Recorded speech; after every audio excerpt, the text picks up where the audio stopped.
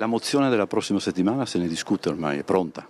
Sì, è quasi pronta, anzi è scritta, incontrerò ovviamente le forze politiche di maggioranza e dopo la voteremo. Vedrà finalmente la luce, presumibilmente già la settimana prossima, la mozione programmatica di fine mandato che ha lo scopo di ricompattare il centrodestra dopo la crisi di maggioranza innescata solo alcune settimane fa dal ministro Luca Ciriani di Fratelli d'Italia. C'è una discussione di maggioranza che verrà fatta, quindi a seguito di quella ci sarà l'ufficialità del testo stesso. Dopo il passaggio con le segreterie dei partiti di centrodestra, il documento andrà al voto in Consiglio regionale con il Presidente che porrà la questione di fiducia sul provvedimento. Quanto al terzo mandato, dopo le recenti chiusure del leader di Forza Italia Tajani e i meloniani sempre meno propensi, la partita è chiusa? Non faccio parte di chi discute a livello nazionale della cosa, mi auguro che ci sia sempre accesa una fiammella per una discussione che semplicemente comporta la possibilità ai cittadini di scegliere.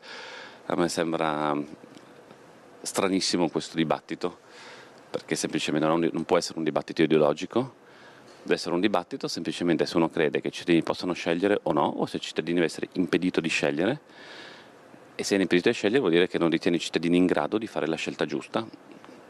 Non è un concetto democraticissimo, diciamo. Dunque la bagarre sulla revoca delle deleghe a Vittorio Torbianelli, segretario generale facente funzioni del porto di Trieste, che ha scatenato una ridda di polemiche del centro-sinistra per quello che viene definito un gioco di spartizione di poltrone della maggioranza del governo. Penso che il commissario Guerrieri sia un'ottima scelta.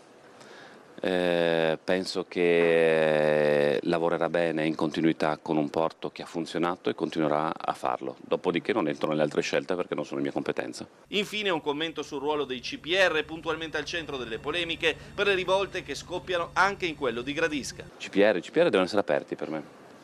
I centri sono dei centri dove vengono collocati delle persone, in molti casi che hanno dei precedenti, che è pericoloso girino liberamente sul territorio nazionale, che devono essere rimpatriati.